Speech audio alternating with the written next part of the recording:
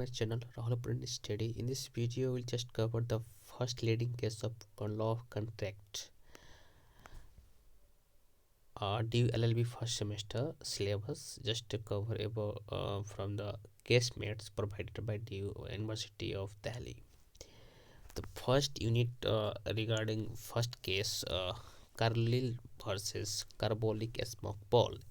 This case all about the formation of an agreement.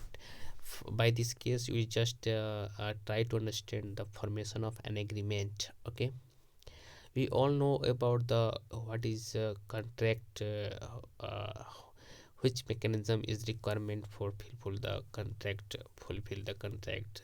So we all know that there is a legal relationship between two or more parties come together by the competence and majority as rating there should be for the formation of contract, and an agreement enforceable by law under under section 2H of Indian Contract Act forms the contract. So first of all we need the what is an agreement which is covered in under section 2F or E. You can see the Indian Contract Act. So guys, I'm going to read the first case, the mechanism and fact all about this one. Okay, the citation of this case is AIER 127 and the case of 1891. Okay, on November 13 1891, the following advertisement was published by the defendant, that is the Carbolic Smoke Ball Company, in the P All Mall Gazette. Here the Carlill is the appellant and the defendant is the Carbolic Smoke Ball Company. Okay,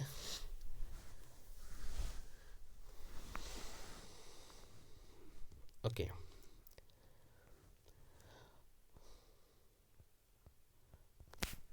just wait guys. 100 pounds reward will be paid by the Carbolic Smoke Ball Company to any person who contracts the increasing epidemic influenza, colds, or any disease caused by taking cold after the having used of the ball 3 times daily for 2 weeks, according to the printed direction supplied with each ball. Okay, the Carbolic Smoke Ball produce the some product, the using of the product according with the advertisement of the Carbolic Smoke Ball Company. If the work not properly, then there is a reward for 100 pounds.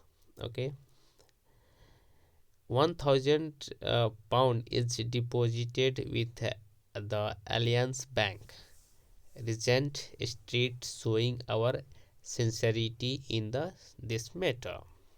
Okay, during the last epidemic of influenza, many thousand carbolic smoke balls were sold, and the preventive against this disease. There is influenza is going on, guys, at the time, and in no a certain case was disease constructed by those using the carbolic smoke ball. One carbolic smoke ball will last a family several months, as making it the cheapest remedy in the world. At the price restrained, post free, the ball can be refilled at a cost of 5 rupees. Address Carbolic Smoke Ball Company, 27 Princess Street, Hanover Square, London West. The plaintiff or defendant. The plaintiff, believing in the accuracy of the statement appearing in the advertisement with regard to the efficacy of a smoke ball in cases of influenza, or as preventive of that disease, purchased one and used it 3 times every day. Directed by the instruction for the several weeks from the middle of the November 1891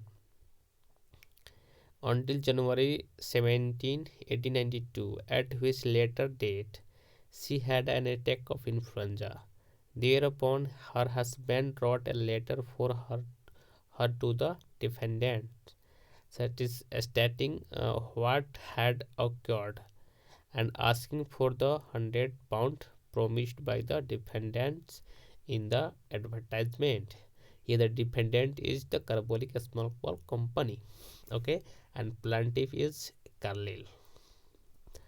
Okay,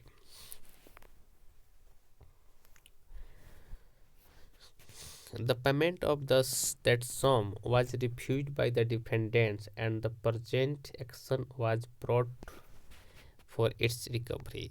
At the trial before Hawkins J. and a special jury, that the facts were not disputed. There is Justice Hawkins and a special jury where the not disputed, and the arguments of counsel on each side on the point of law involved in the case were heard by the learned juries, judge, and the further consideration. It was denied on the part of the defendant that there was any contact between them and the plaintiff, and alternatively that if there were any, it was viewed as wagering contract. Justice Hawkins gave judgment for the plaintiff, and defendant appealed. Lindley L. Justice. Lindley L. Justice. This is an appeal by the defendants against a decision of Hawkins Justice, rendering them liable to pay the plaintiff £100 under the circumstances to which I will allude presently. The defendants are interested in selling as largely as possible as article they call the carbolic smoke ball. What that is, I do not know, but they have great faith in it as an effectual preventive against influenza and colds, or any disease caused by the taking cold, and as also useful in a great variety of other complaints. They are so confident in the merits of these things that they say in the one leaflet that the carbolic smoke will never fails to cure all the disease therein mentioned were when used to strictly according to the direction. Like other trade people, they want to induce the public to have sufficient confidence in their preparation to buy it largely. That being a position, they put this advertisement into Variety newspaper. It is printed in black face type. That is to say, the stinking part of it are it is therefore put in the form and to attract attention, and they mean that it should attract attention for the purpose to which I have already alluded. His Lordship read the advertisement.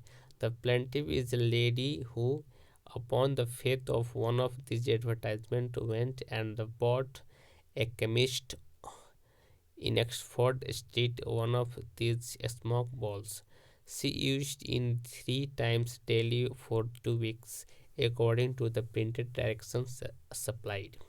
But before she had done using it, she was unfortunate enough to contract influenza, so that in her case this ball did not produce the desired effect. Whereupon she says to Carbolic Smoke Ball Company, "Pay me this reward of £100." "Oh no," they respond, "we will not pay you the £100 reward."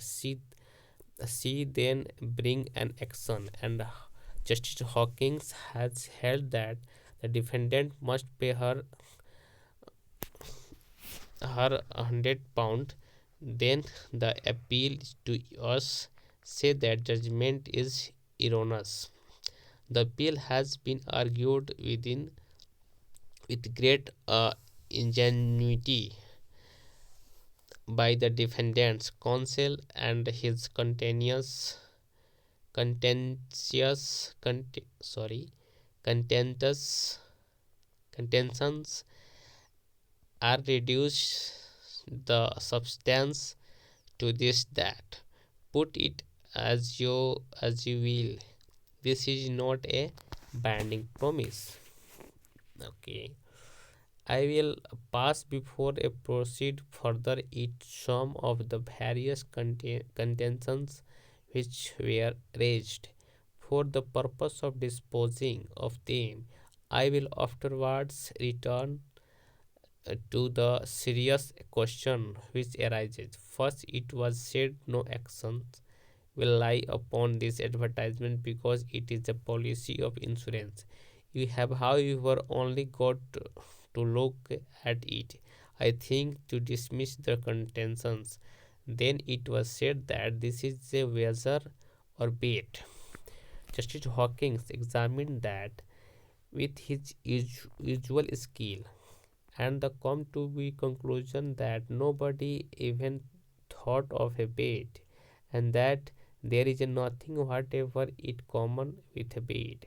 So I entirely agree with him that I propose to pass the over as not worth serious attention. The first observation I would make upon this is that we are not dealing with any inference of fact. We are dealing with an express promise to pay £100 in certain event.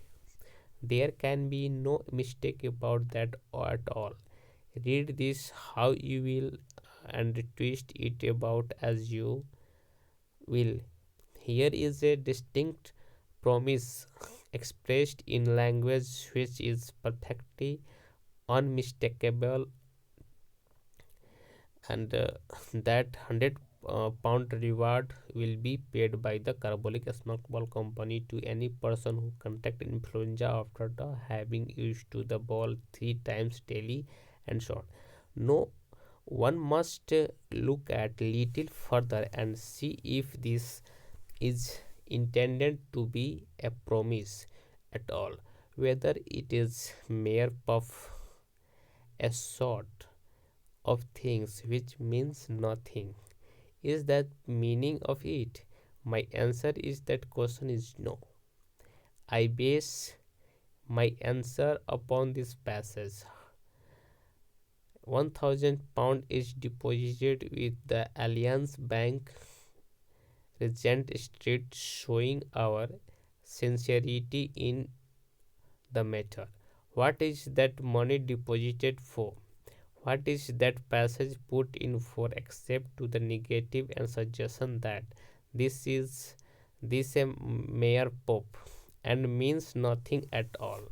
The deposit is called in ad by the advertisers as proof of their sincerity in the matter. What do they mean? It is to show their intention to pay the £100 in the events which they have specified. I do not know who drew the advertisement, but he has distinctly in words expressed that promise. It is as plain as words can make it. Then it is said that it is promise that is not binding. In the first place, it is said that it is not made with anybody in particular. Okay, the offer is to anybody who performs the conditions named in the advertisement. Anybody who does perform the condition accept the offer. This is regarding the invitation to offer general offer. I take care it that if you look at this advertisement in point of law, it is an offer to pay £100 to anybody who will perform this condition, and the performance of this condition is the acceptance of the offer. Okay, that rests upon a string of authorities, the earliest of which is that elaborated advertisement case of Williams versus Carvadine, of 1883, when Karl Marx was born in that year or death. Just check, guys. Which has been followed by a good many other cases concerning advertisement of rewards. But then it is said, supposing that performance of the conditions is an acceptance of the of the offer, that acceptance ought to be notified unquestionably as a general proposition. When an offer is made, you must have it not only accepted but the acceptance notified. But is that so in cases of this kind? I apprehend that this is rather an exception to the rule, or if not an exception, it is open to the observation that the notification of the acceptance need not precede the performance. This offer is continuing offer. It was never revoked, and if notice of the acceptance is required, which I doubt very much, for I rather think the true view is that which is as expressed and explained by Lord Blackburn in the Brogden versus Metropolitan Rail Company. Okay, the Lord Blackburn justice leading the case of R versus Prince in the criminal law strict liability. There is a case. Okay, R means Regina, Regina means king. Okay, the person who makes the offer receives the notice of acceptance contempor contempor contemporaneously with his notice of the performance of condition. Anyhow, if notice is wanted, he gets it before his offer is revoked, which is all you want in principle, but I doubt very much whether the true view is not, in a case of this kind, that the person who makes the offer shows by his language and from the nature of the transaction that he does not expect and does not require notice of the acceptance apart from notice of the performance. We have therefore all the elements which are necessary to form a binding contract enforceable in point of law, subject to two observations. First of all, it is said that the advertisement is so vague that you cannot construe it as a promise. That the vagueness of the language to which I will allude presently shows that legal promise was never intended nor contemplated. Okay, no doubt the language is vague and the certain in the some respect, and particularly in that the £100 is to be paid to any person who contracts influenza after having used the ball 3 times daily, and so on. It is said, when are they be used? According to the language of advertisement, no times is fixed. Construing the offer mostly strongly against the person who has made it. One might infer that any times was meant. I doubt whether that was meant, and I doubt whether that was not be pushing too far the doctrine as to construing language and most strongly against the person using it. I doubt whether the business people or reasonable people would understand that if you took a smoke ball and used it 3 times daily for the time specified, 2 weeks, you will be granted against the influenza for the rest of your life. I do not think the advertisement means that do to do the dependents justice. I think it would be pushing their language a little too far. But if it does not mean that, what does it mean? Is it for them to show what it does mean? And it strikes me that there are two reasonable constructions to be put on this advertisement, either of which will answer the purpose of the plaintiff. Possibly there are three. Okay, it may mean that the purpose of the reward is limited and to the person catching the increasing influenza or any colds or disease caused by the taking colds during the prevalence of the epidemic. That is one suggestion that does not fascinate me. I confess I prefer the other two. Another is that you are warranted free from catching influenza or cold or other disease caused by taking cold while you are using preparation. If that is the meaning, then the plaintiff was actually using the preparation when the got influenza. Another meaning, and the one which I rather think I should prefer myself, is becoming diseased within a reasonable time after having used the smoke ball. Then it is asked, what is a reasonable time? And one of my brothers suggested that depended upon the reasonable view of that time taken by the germ in the developing. I do not feel pressed by that. It strikes me that a reasonable time may be got at in a business sense and in a sense to the satisfaction of lawyer in this way.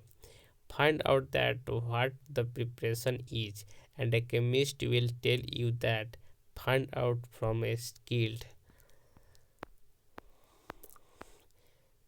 physician how long such a preparation could be reasonable expected to endure as so as to protect a person from an epidemic or cold. In that way, you will get a standard to be laid before a court by which it might exercise its judgment as to what a reasonable time would be, and it strikes me. I confess that the true construction of this is that £100 will be paid to anybody who uses this smoke ball 3 times daily for 2 weeks, according to the printed anybody who uses this smoke ball 3 times daily for 2 weeks, according to the printed directions, and who gets influenza or cold or some other disease caused by taking cold within a reasonable time after so using it. I think that is a fair and proper business construction of it. If that is the true construction, it is enough to for the plaintiff. Therefore, I say no more about the vagueness of the document.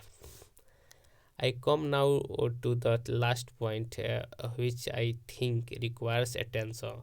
That is a question of the consideration.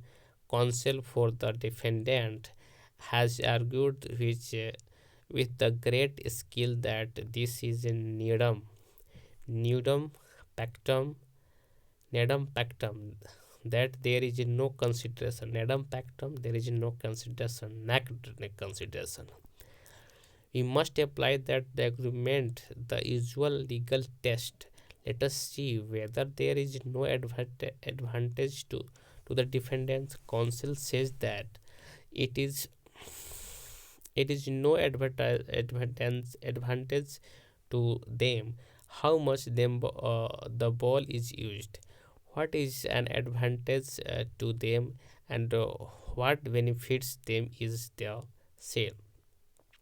And he has put the ingenious case that a lot of these balls might be stolen, and that it would be no advantage to them if the thief or the other people use them. The answer, so that I think, is this: it is quite obvious that, in the view of the defendants, the advertisers a use of the smoke balls by the public of the if they can get the public to have confidence enough to use them will react and produce a sale which is directly beneficial to them, the defendant.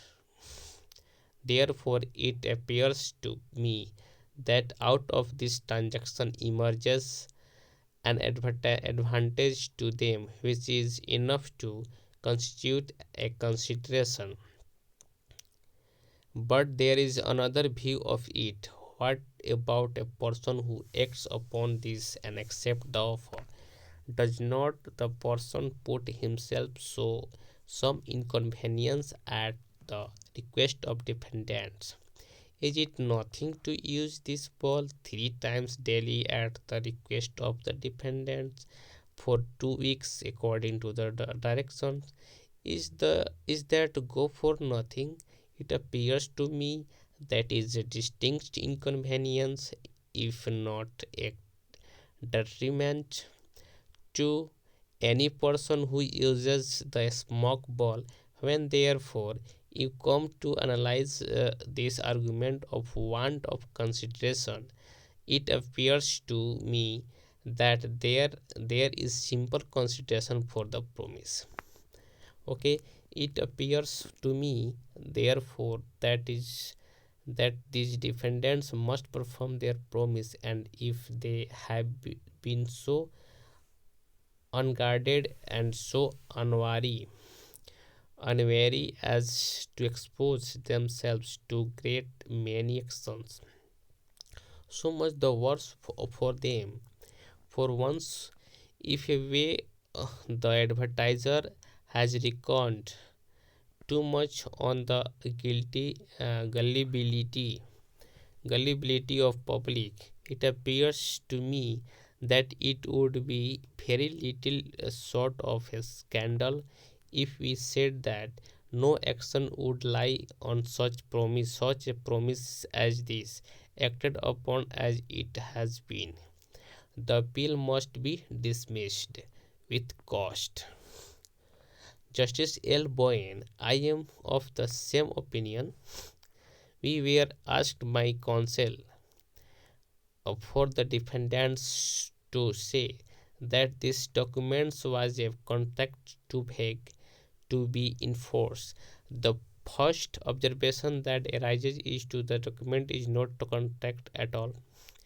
It is an offer made to the public. The term of the offer, counsel says, are too vague and to be treated as a definite offer, the acceptance of which would constitute a binding contract. He relies on his construction of the document, in the accordance with which he says there is no limit of time fixed for the catching influenza, and that It is not seriously be mean to promise to pay money to the person who catches influenza at any time after the inhaling of the smoke ball. He says also that if you look at the documents, you will find the great vagueness in the limitation of the person with the whom the contact was intended to be made, that it does not follow that they do not include the person who may have used the smoke ball before the advertisement was issued, and that at all events it is a contact with the world in a general. He further says that it is an unreasonable things to suppose it is it to be a contact, because nobody in their senses would contact themselves out of the opportunity of the checking of the experiment which was going to be made at their own expense, and there is no such provision here made for the checking. He says that all that shows that this is rather in the nature of puff or proclamation that than the promise or an offer intended to mature into a contract when accepted.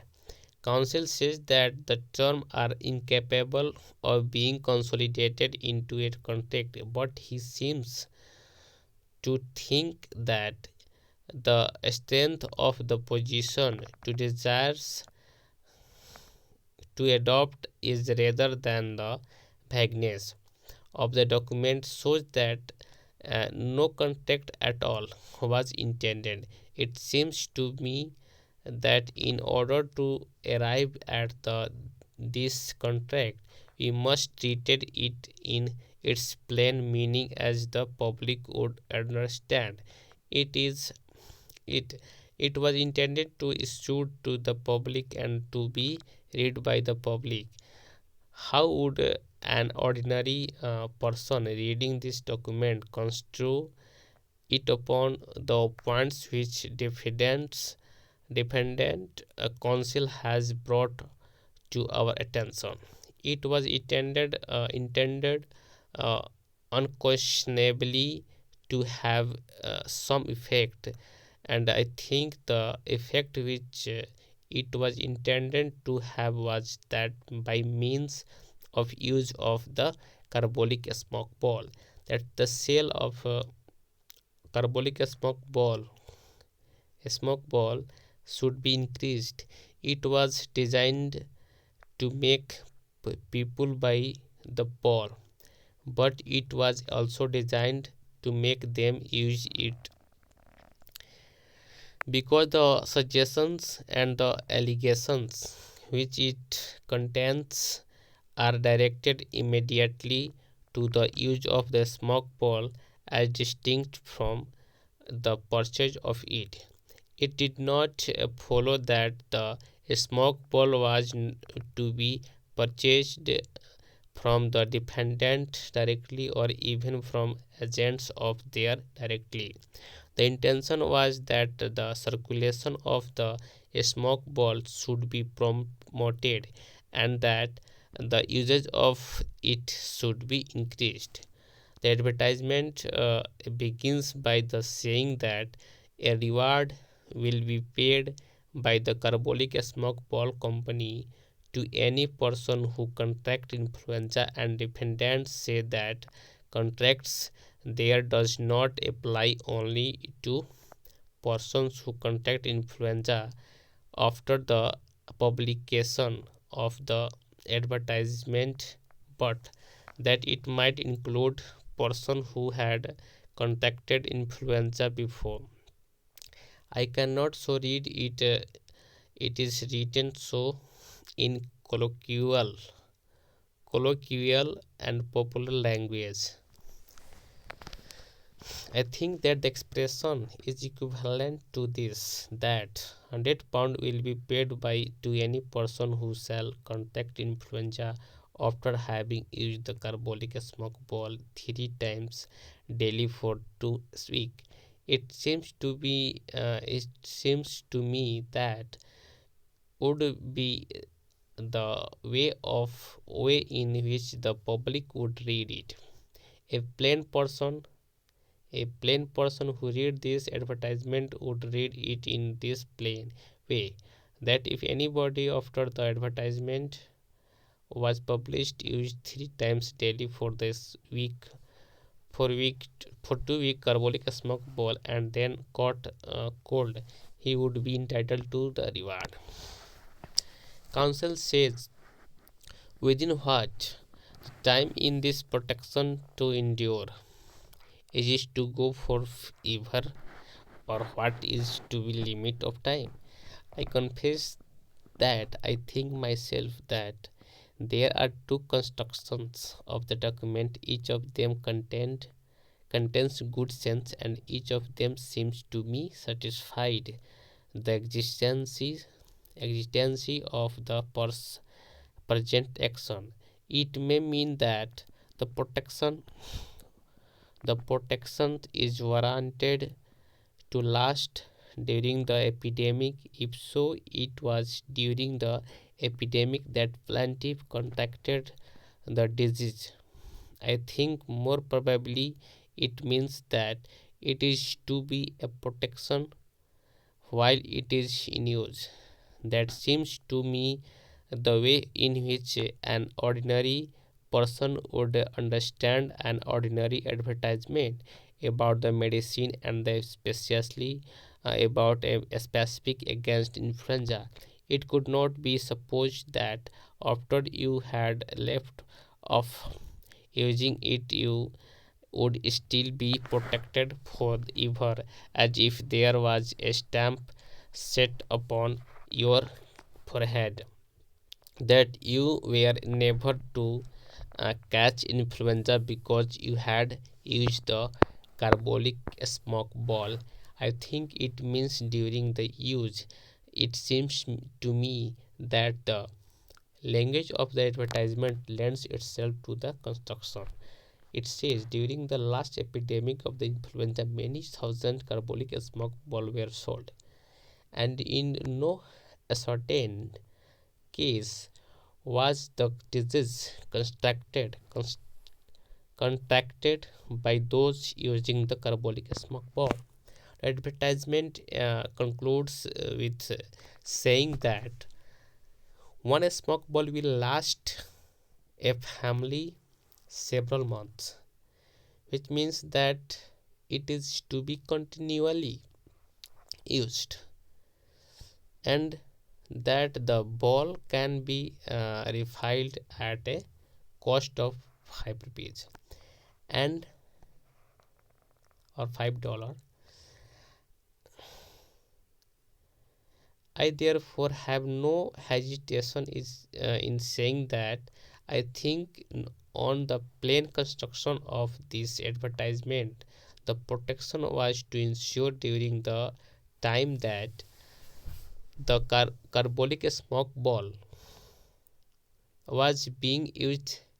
Lindley, uh, Justice Lindley, think that the context would be sufficiently definite if you were read it, and the sense that protection was to be warranted during the reasonable period after use. I have some difficulty myself on that point, but it is not necessarily for me to develop it, because as I read the contract it covered that the exact moment during which the disease here was contracted was the £100 reward intended to be paid. It is only says the reward will be paid, but it says we have lost £1,000 to meet it. Therefore, it cannot be said that it was intended to be paid or acted upon. Be a Mayor Puff, I think it was intended to be understood by the public as an offer which was to be acted upon. But counsel for the defendant says that there was no check on the person who might claim to have used to the smoke ball and become entitled to the reward, and that it would be insensate insensate thing to promise £100 to a person who used the smoke ball unless you could check his using it. The answer to that seems to me to be that if a person chooses to make these extravagant promises, he probably does so because it pays him to make them, and if he has made them, the extravagance of the promises is no reason in law why he should not be bound by them. It is 1 minute, guys. 100 to a person who is used to the smoke ball unless you could check his using it. The answer to that seems to me to be that if a person chooses to make these extravagant promises, he probably does so because it pays him to make them, and if he has made them, the extravagance of the promises is no reason in law why he should not be bound by them. It is said that it is made to all the world, that is, to anybody. It is not a contract made with all the world. There is a fallacy of the argument it is no it is an offer made to all the world, and why should not an offer be made to all the world which is not ripened into a contract with anybody who comes forward and performs the conditions. It is an offer to become liable to anybody who before it is retracted performs the condition. Although the offer is made to all the world, to the contract all the contract is made with that limited portion of the public who came forward and performed the conditions on the faith of the advertisement. This case is not like those cases in which you offer to negotiate or you issue an advertisement that you have got a stock of books to sell or houses to let, in which case there is no offer to bound by any contract. Such advertisements are offers to negotiate, offer to receive, offer to chaffer. As a learned judge in one of the cases has said, per Wells, J. Justice Perwals said per Justice Wells in Spencer versus Harding case. If this is an offer to be bound in a conditions, then there is a contract the moment the acceptor fulfills the condition. That seems to me to be sense, and it is also the ground on the which all these advertisement cases have been decided during the century. It cannot be put better than in Justice Wells' judgment in Spencer versus Harding, where he said,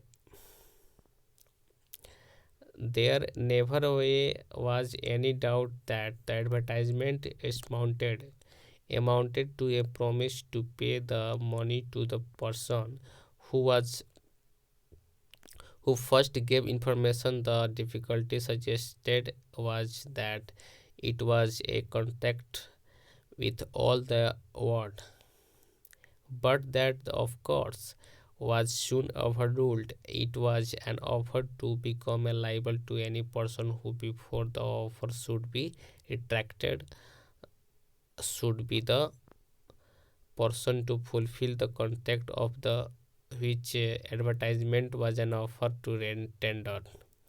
That is not the sort of difficulty which parent presents itself here. If the circular and had gone and and and we undertake to sell to the highest bidder, the rewards cases would have applied, and there would have been a good contract in the respect of persons. As soon as the highest bidder presents himself, says whilst justice whilst in effect the person who was to hold the vinculum juris on the other side of the contract was ascertained, and it became settled. Then it was said that there was no notification of acceptance of the offer. One cannot doubt that, as an ordinary rule of the rule of law, and acceptance of an offer made ought to be notified to the person who makes the offer, in order that the two minds will come together. Unless you do that, the two minds may be apart, and there is not that consensus which is necessary according to the English law to constitute a contract. But the mode of the notifying acceptance is for the benefit of the person who makes the offer as well as for the opposite party, and so the person who makes the offer may dispense with the notice to himself if he thinks it desirable to do so. I suppose there can be no doubt that where a person in an offer made by him together to on to another person expressly or impliedly intimates that a particular mode of acceptance is sufficient to make the bargain binding. It is only necessary for a person who to whom the offer is made to follow the indicated method of acceptance, and if the person making the offer expressly or impliedly intimates in his offer that it will be sufficient to act on the proposal without communicating acceptance of it to himself, and the offer is one which in its character dispenses with notification of the acceptance, then according to the intimation of the very person proposing the contract, performance of the condition is sufficient acceptance without the notification. Sorry, that seems to me to be the principle which lies at the bottom of the acceptance cases, of which an instance is well known judgment of malice, justice malice in the Harris versus Nixon, and the Lord Blackburn's opinion in the House of Lords in the Brogden versus Metropolitan Rail Company. It seems to me that that is exactly the line which he takes. If that is the law, how are you find out the whether a person who makes the offer does intimate that notification of acceptance will not be necessary in order to constitute a binding bargain? In many cases, you look to the offer itself. In many cases, you extract the answer from the character of the business which is being done.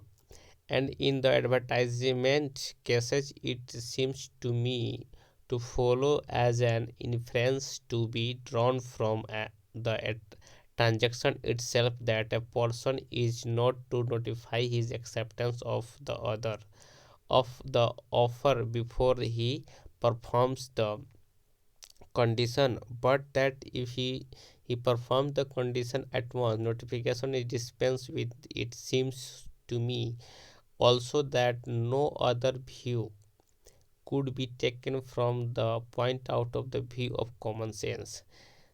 If the advertised if I advertise to the world that my dog is lost and that anybody who brings him to a particular place will be paid some money, are all the police or other persons whose business is to find lost dogs to be expected to sit down and write me a note saying that they have accepted my proposal? Of course they look for the dog, and as soon as they find the dog they have performed the conditions. The very essence of the transaction is that the dog should be found. It is not necessary under the such circumstances. It seems to me that in order to make me contract binding, there should be any condition is sufficient acceptance without the notification of it. A person who makes an offer in an advertisement of that kind makes an offer which must be read by the light of that common sense reflections in his offer. He impliedly indicates that he does not require notification of acceptance of the offer. In the present case, the promise was put forward, I think, with the intention that it should be acted upon, and it was acted upon. It seems to me that there was simple consideration for that promise, and that therefore the plaintiff is entitled to recover the reward. Uh, Justice A.L. Smith delivered the judgment to the same effect. Thank you so much for watching this video, guys. I hope you make the sense for understanding the uh, case of the entitled citation of case is the Carlyle versus Carbolic smoke ball. Thank you so much for watching this video. I hope you can understand the for a contract there should be a consideration or and an agreement enforceable by law constitute a contract. Thank you so much, bye guys, for watching this video. In the next video I will cover the next case, namely uh, Pharmaceutical Society of Great Britain versus Boots Gas Chemist. Okay, you can also go through the Bare Act of the Indian Contract Act 1872, published on 1st January 1872, enforceable from the 1st January 1872, and go through the sections of that particular act to better understanding. Thank you so much. Bye bye. Take care.